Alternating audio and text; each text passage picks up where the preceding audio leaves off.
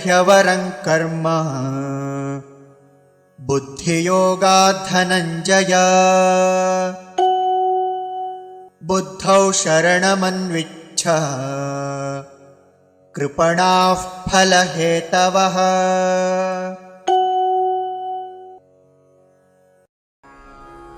दूरेण हि अवरं कर्म बुद्धियोगात् धनञ्जय बुद्धौ शरणम् अन्विच्छ कृपणाः फलहेतवः। दूरेण ह्यवरं कर्म बुद्धियोगात् धनञ्जय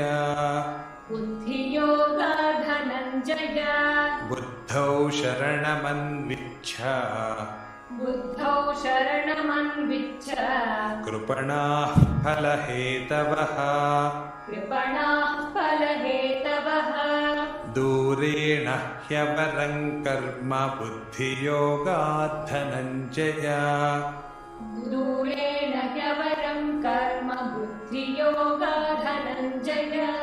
बुद्धौ शरणमन्विच्छ कृपणाः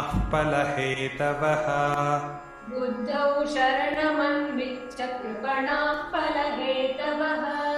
दूरेण ह्यवरं कर्म बुद्धियोगात् धनञ्जय बुद्धौ शरणमन्विच्छ कृपणाः फलहेतवः।